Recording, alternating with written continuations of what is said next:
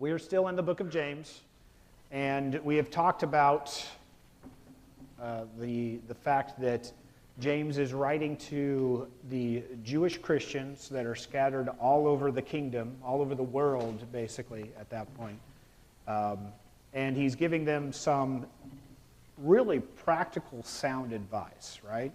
It's pretty straightforward, no holds barred, I would even say. To come out and say, hey, I know you're experiencing trials, but you should count those as joy. I know you're getting beat up, but count it as joy. To then say, hey, if you're lacking something, you just need to ask, and God will give it to you freely. Brings up specifically to ask for wisdom. And why do you think wisdom is what he says, uses that as an example? Why is it he says, if you need wisdom, if you lack this, ask for this? Because we talked last week, right? It's not just wisdom. We talked a lot about patience, came up a lot, because that's the one that really seems to be the trigger, because we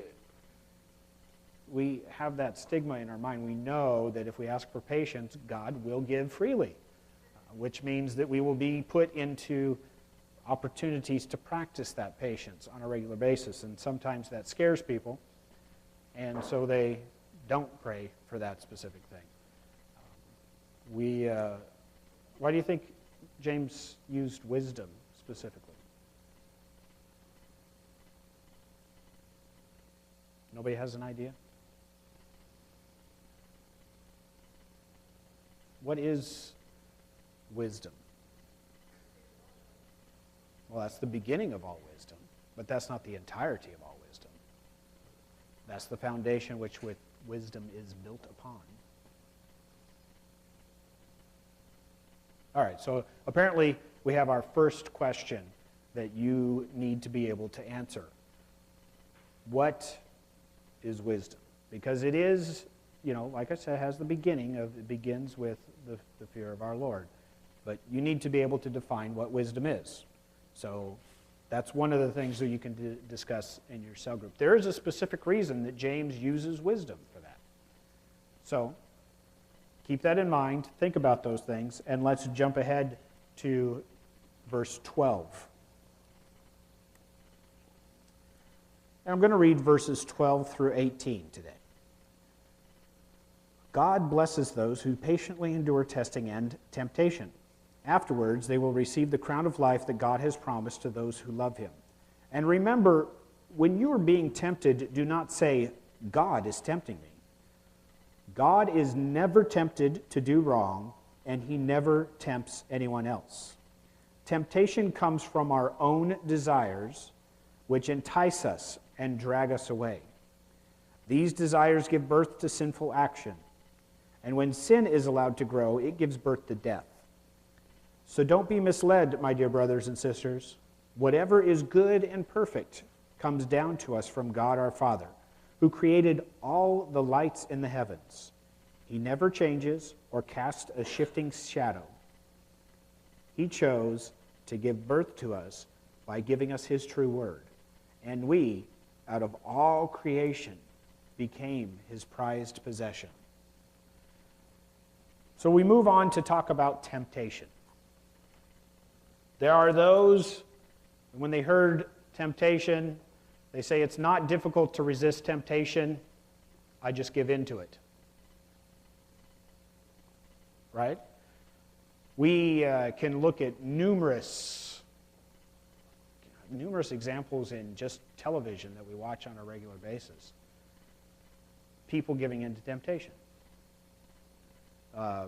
Shows are filled with people getting drunk. I mean, if you're really interested in history, you can watch Drunk History, which is literally people drunk beyond belief telling true history in their own words. It's really messed up. I was just recently introduced to it. It's my new favorite show not to like. I just can't believe people would actually do that to their bodies. But we live in a culture that, raises that up, right? Getting drunk, hanging out with your buddies, that's the thing to do. I can think of numerous people. Of course, I work in an office with like 320 people. And I can think of a lot of people in that 320 that their entire life is geared around, hey, let's get together and get drunk. They live for the weekends, the opportunities to go and do that. Of course, there's some underlying issues that make that seem like the thing for them to do. But take that opportunity, that lifestyle, that understanding that, okay, this is what we do. We get together, we get drunk, that's a good time. And then true, it doesn't feel too good the next day, but doggone it, we had a lot of fun while we were there. So you take that lifestyle, and then you take a brand new Christian that was just recently embedded in that type of thing. Right? If that's the type of environment that you lived in when you came to know God, how do you think you would feel if you got asked to go out and do that stuff again? Right? None of us maybe really struggle with that, but you need change it to something that you struggle with, something that you struggled with on a regular basis, and then being asked, being lured into that type of thing. I gave the example in the cell group last week of someone who has an issue with their sugar intake, with donuts. Lord, if you want me to stop at the donut shop, there will be a parking space open when I drive by. And lo and behold, after the 7th trip around the block, one opened up. So God obviously wanted that to take place.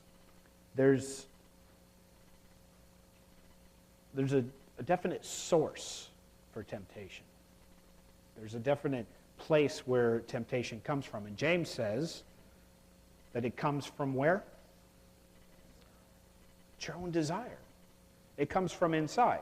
So this temptation, this desire to do something is born out of yourself. So it may not be drinking, it may not be donuts. Personally, I'm really fond of apple fritters. I'm happy to say I haven't had an apple fritter in 6 months. Well,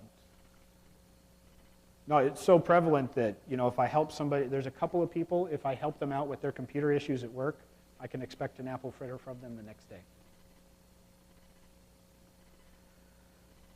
I'm just haven't been very helpful. Josh, on the computer, can you turn the slider for the volume up?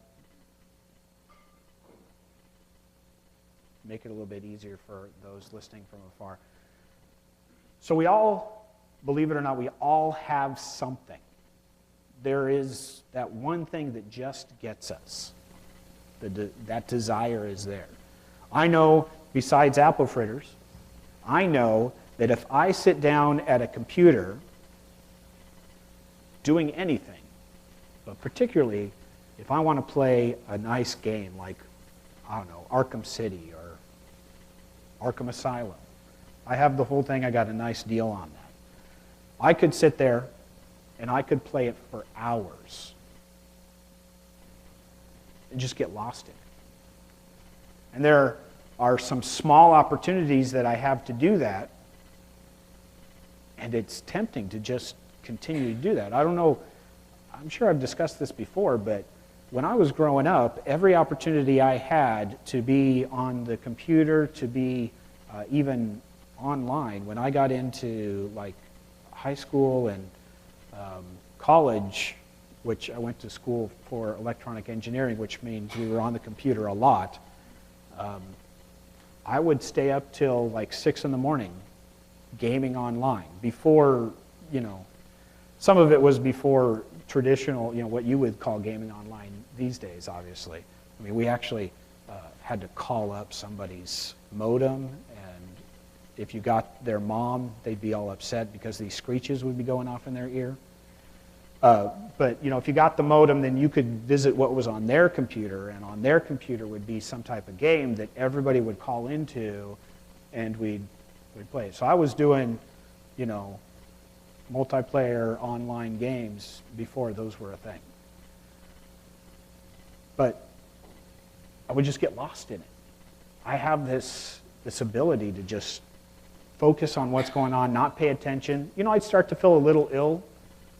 If you're not used to staying up late, you get that little certain point that, I just got to stay awake, and you feel this illness like wash over you. But I could work past that. Mind you, I was never able to do that when I was studying. Very strange. But each of us has something, some desire, something that's there that we want. Alcohol in itself is not bad. In fact, studies have reaffirmed that a glass of alcohol a day will help to not only reduce stress, but it helps to reduce cholesterol, and they say that it'll prolong your life. Dancing. Dancing's not bad, right? Unless, I don't know, Josh, do we want to institute a no dancing rule for the church? I know it worked so well in the past for other churches.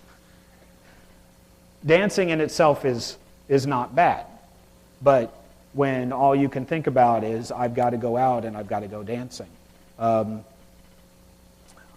Donuts are not good. But having a donut now and then would not be a bad thing. Overindulging in them or having them on a daily basis, obviously not something that needs to be done. Using the computer, not bad. But if it becomes something that takes your focus away from all these other things, that's a bad thing. So we all have these things, these desires that build up, and that's temptation. Now, is temptation a sin? No. Christ himself was tempted, was he not? Right? After his time in the desert, the devil comes to him and he says, hey, I bet you're hungry. Hunger, a basic desire that comes from within. Hey, I can give you all of this. The need for power. That's a basic human desire. Hey, if you were to jump off of this, you'd be okay and you'd be protected. Why don't you just test that out? Now, you may understand, I'm paraphrasing a little, but main desires, the desire for food, the desire for power, those things were thrown in his face as a temptation. But there was no follow-through in that with Jesus. In fact, it was immediately cut off. So though you are tempted, you're tempted by your own desires, they come from inside you, that's not a terrible thing for you. That's not a sin. It's what you do then with those desires, how you take action on them. There is a common illustration that is put out, which I did a lot of research on because I like to research this type of thing. But supposedly in 1982, there was an ABC evening news broadcast that talked about an art exhibit. This art exhibit was a chair with a shotgun pointed right at it. The shotgun had one shell in it, and there was a timer set. The timer was set to go off within anywhere between now and the next 100 years. And supposedly people would sit in this art exhibit, pay, and wait in line even to sit in this art exhibit for 15 seconds. But it's thrilling, right? No? Turns out it's not a reality, people. But it is based on a play. It's based on a play that hooks into basic human desires. We all struggle with basic human desires. If we didn't, we wouldn't be human. It is what we do then with that defines us, that defines that issue. A lot of these struggles are personal, right? It's stuff that happens to us or that we struggle with and we don't want to tell anybody about it. It's kind of embarrassing, or it just doesn't make sense. I'm not really embarrassed by the donut thing. I'm not really embarrassed by the fact that, I spend a lot of time on computers, and if I had the opportunity, I'd spend tons of time on computers. But there are some things that tempt us that we would like to keep private. We don't want anybody to know about. What is one of the things that, you would think, right? Think about it. What is so available these days?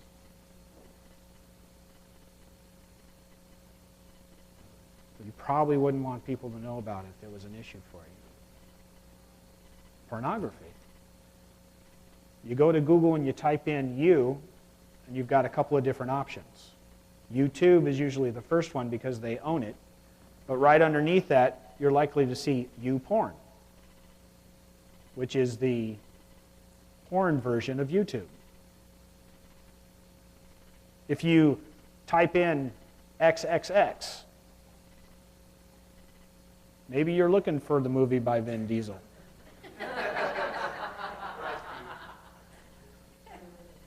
But the most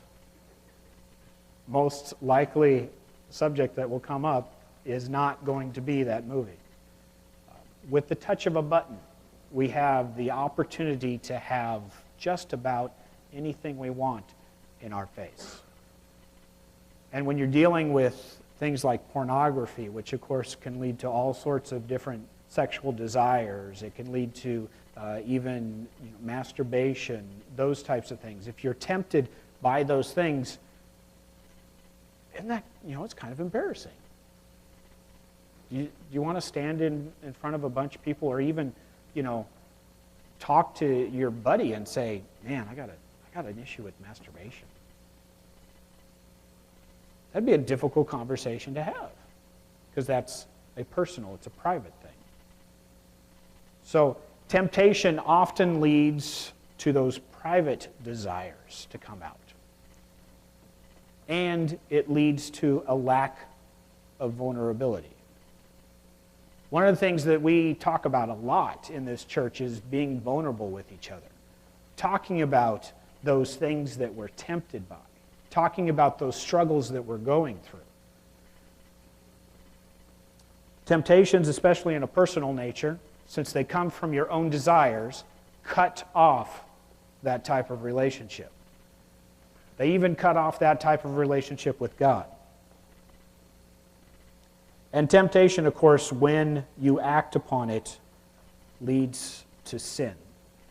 And as we learned in Romans, the wages of sin is death. As it says in James, it gives birth to death. Now this is interesting. If we scroll back just a couple more verses, James was talking about life, right?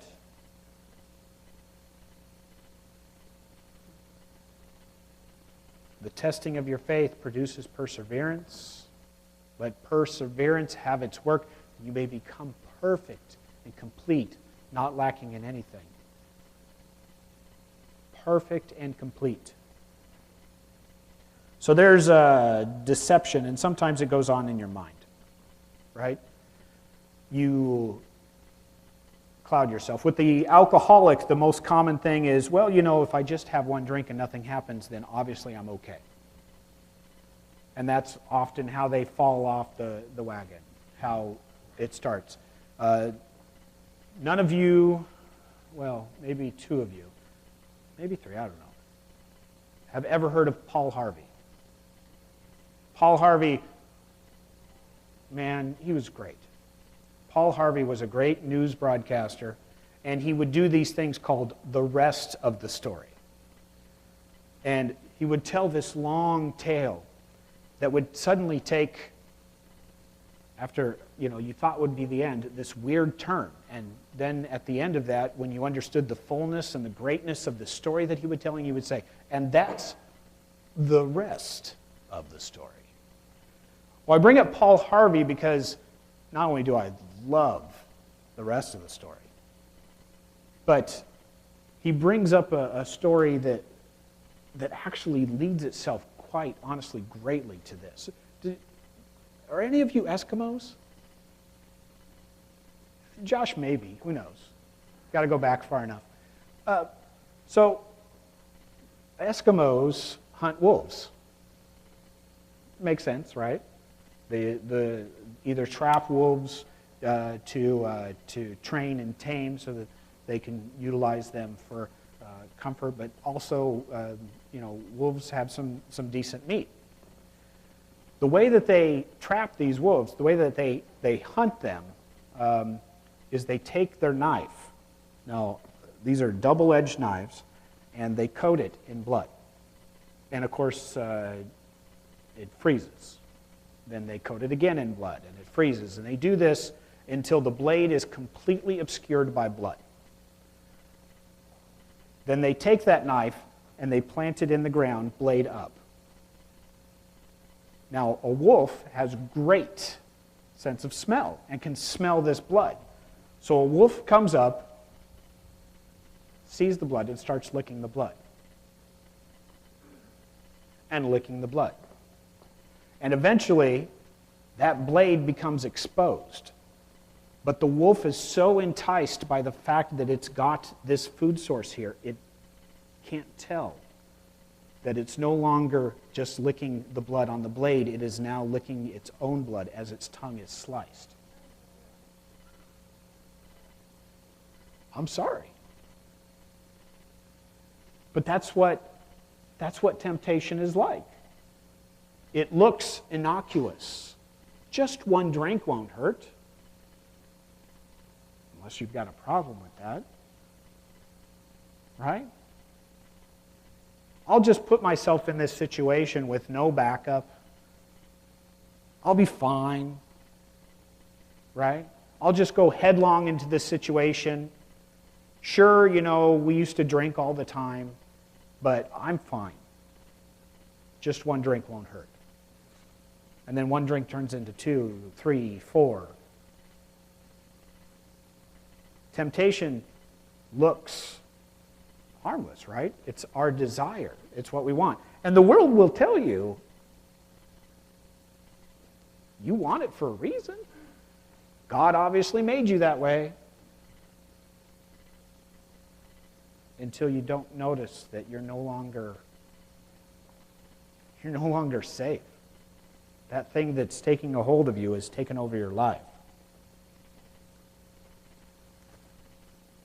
And of course, then comes the blame, right? Blame is older than the Bible, right? Blame started out in the Garden of Eden. Adam, did you eat of the fruit? God, the woman that you gave me handed me the fruit. Again, I paraphrase. Blame started out way back when. And for some reason, it's just ingrained in us that we have to place the blame somewhere. Somebody has to take the blame.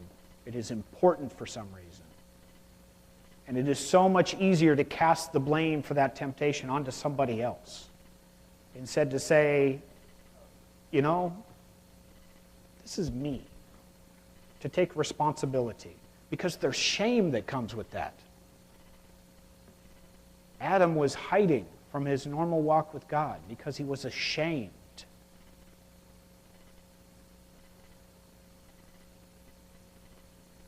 So as we attempt to place the blame instead of taking it on ourselves, it's easy for us to say, God tempted me. And when you read through James, it's kind of interesting. The word for trial and the word for temptation, They come from the same Greek root word. I'd pronounce it, but my Greek is even worse than my English. But temptation doesn't come from God. It comes from our own desires. What does come from God? A whole bunch of good stuff.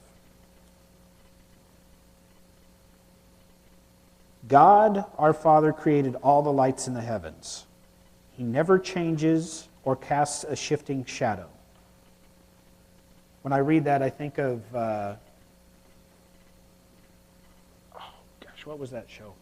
Slug Terra. You may not have ever seen this. It's a cartoon where these slugs are actually projectile weapons. But there's good ones and there's bad ones. And on this one episode that I caught, this bad slug was pretending to be a good slug. It was only found out when he looked, he could like change his shape or whatever, but when he looked like the bad slug he was pretending to be to infiltrate the enemies, which were actually his friends. It's a whole thing.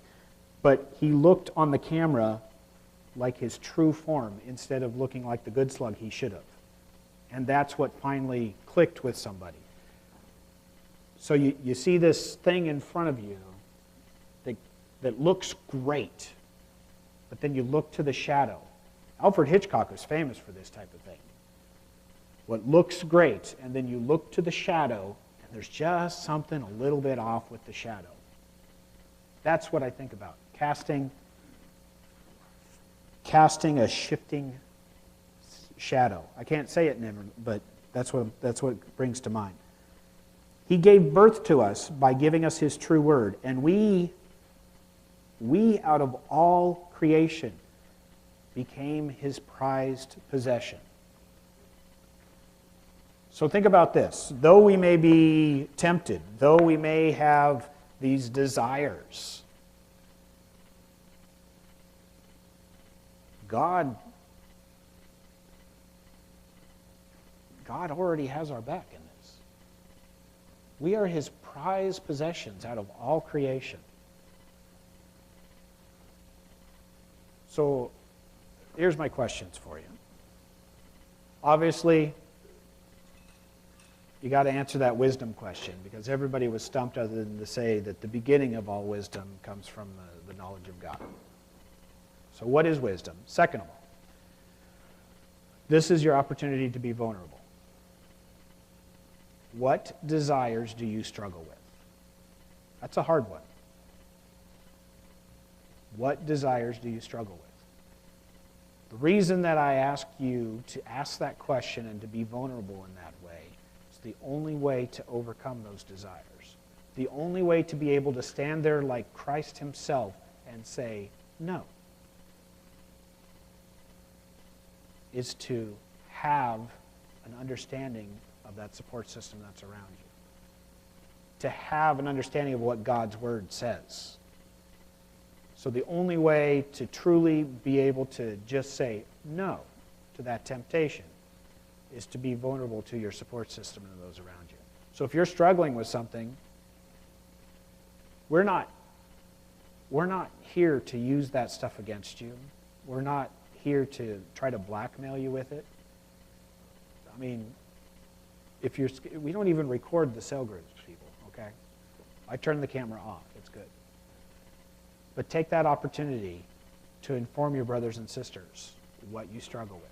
There is no better way for us to be able to help you in your time of need. So take that. Take the next 25 minutes. Discuss those things that you struggle with. Discuss how you may have strengthened yourself against those desires. Praise the Lord, I am able to use a computer for just the amount of time that I need to this day. Go forth. Discuss.